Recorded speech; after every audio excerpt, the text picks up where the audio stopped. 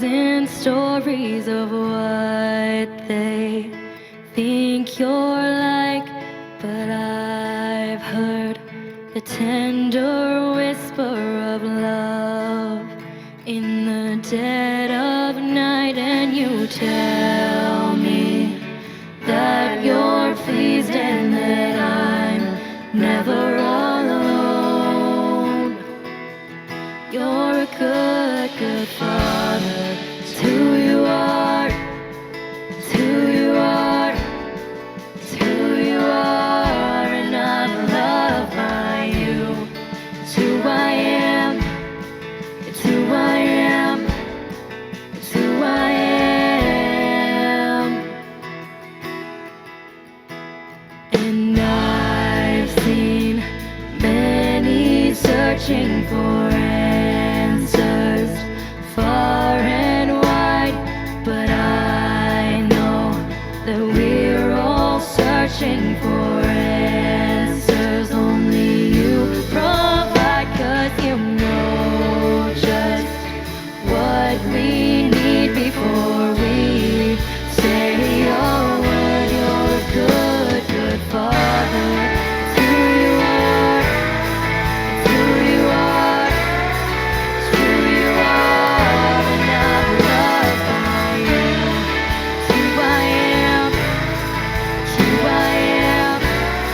It's who I am. You are perfect in all of your ways. You are perfect in all of your ways.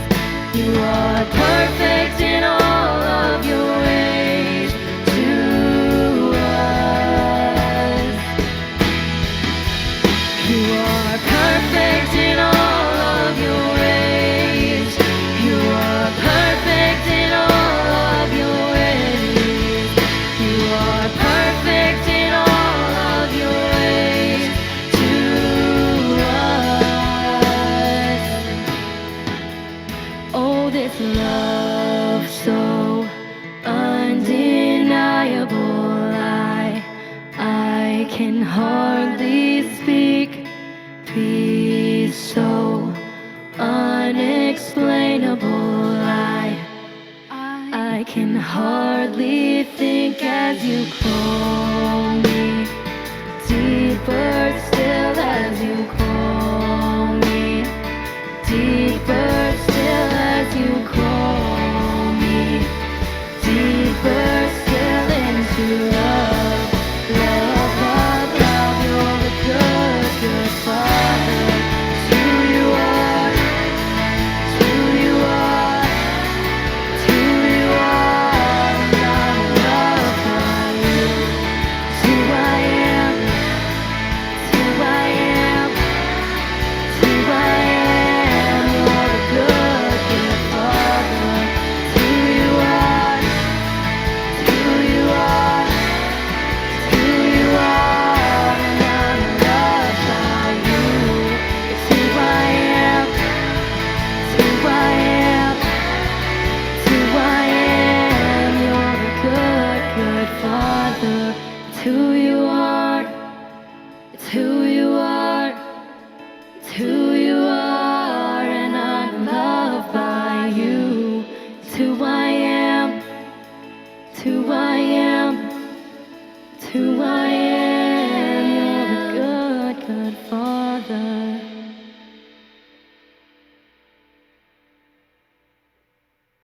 Hey everyone, I'm so glad you're here. I'm so excited for today that it's got me singing.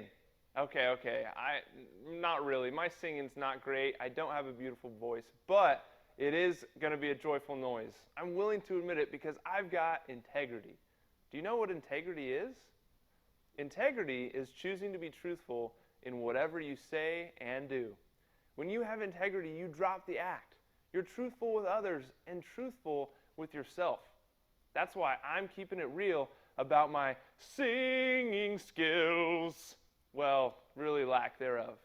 But enough of this silliness. Let's get to today's lesson. The Bible. It's 66 books of history, stories, letters, and poetry that fit together to form God's one big story. the epic adventure of how he created us and loves us so much that he made a way to rescue us. As we travel through the Bible, from Genesis to Revelation, we discover people who met God and found their lives changed forever. Now, for an amazing story, inspired by the book of 2 Kings, chapter 5. Naaman was the commander of the army of Aram, one of Israel's greatest enemies. Forward march! Though Naaman was a wealthy man, he had one problem that no doctor could solve. He had a terrible skin disease.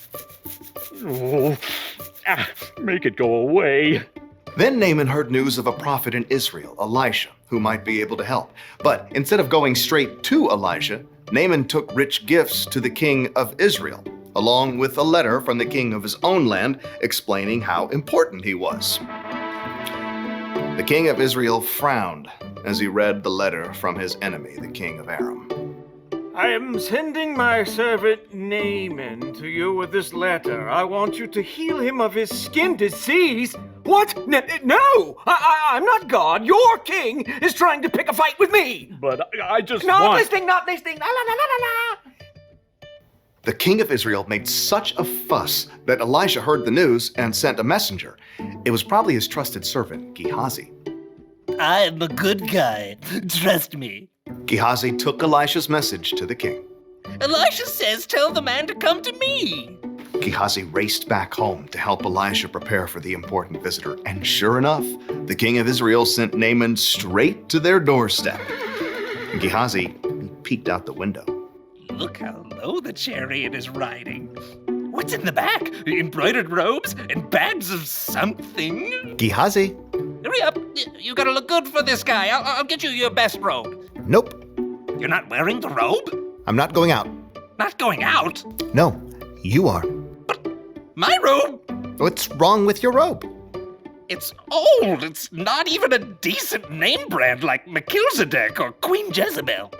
Elisha sent his servant out the door with a message for Naaman. Are you the prophet? No. But let me just say that is one excellent chariot. I see you got the golden hubcap. Where's Elisha? He says, go, wash yourself in the Jordan River 7 times. Then your skin will be healed. You will be pure and clean again. I thought Elisha would come out himself. I know, right?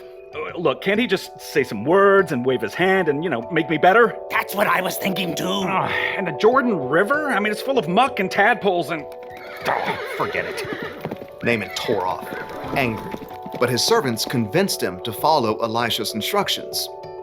Naaman dipped 7 times in the murky Jordan River, and when he rose from the water on his 7th time, What? his skin was perfectly clean. He was healed.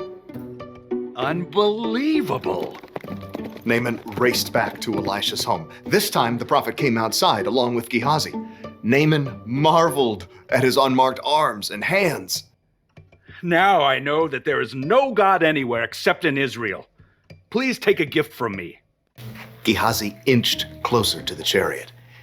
He could see the richly colored robes hanging over the bags of gold and silver. Is that a genuine Melchizedek robe? Uh-huh, the real deal. Just have your servants unload around back and I'll... Nope. I serve the Lord. You can be sure that he lives. And you can be just as sure that I won't accept a gift from you. What? Please, I'm begging you. He's begging you, Elisha. But Elisha still refused to take a single coin from Naaman and send him away in peace. Elisha went back inside, leaving Gehazi speechless on the doorstep. What? No. Seriously? Gehazi could still see the dust kicked up by the horse's hooves. Elijah should have taken something. If he didn't want it, he could have just given it to me. With that, Gehazi took off running down the road. His arms pumped and his sandals flapped as he crested the hill and came up alongside the chariot. Naaman pulled it to a halt. Is everything all right? It's fine. Fine. My master sent me to say that Two young prophets have come to visit. Yeah, that's it. Please give them 75 pounds of silver and 2 sets of clothes. Oh, of course. Take twice as much. Naaman's servants carried the heavy bags of silver and clothing back up the road. But as they approached Elisha's house, Hey, thanks. I got it from here. straining beneath the weight of his heavy load, Gehazi snuck inside and stashed the clothing and silver in his room. Then he hurried back out and strolled through the front door.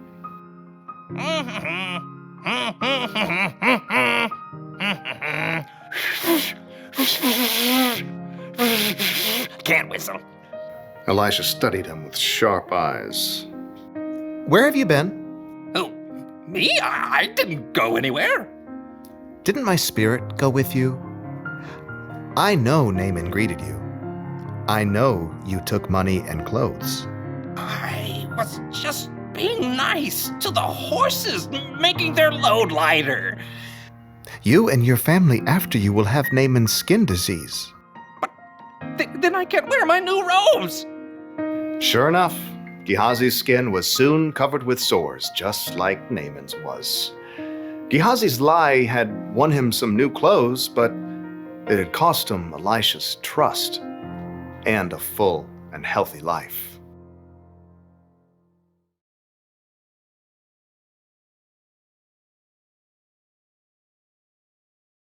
Wow, that was a pretty crazy story. Can you believe Gehazi just lied like that? I bet Elisha must have been pretty hurt when his trusted servant lied to him. Let's not forget that when you're not truthful, you lose trust. If you think about it, God is always trustworthy. So it makes sense that he thinks it's important for us to be trustworthy too. We may think that we're being sneaky when we take something that doesn't belong to us, or if we tell a lie to get what we want. But God always knows the truth. And remember, Jesus proved that we can always trust him too. He always did exactly what he said he would do. He gave us the best example of what it means to be trustworthy and truthful. He showed us with his words and actions what it looks like to live with integrity. You can choose to be a person of integrity. That way others will know that they can trust you. Have a great day, everyone, and next time we'll see you.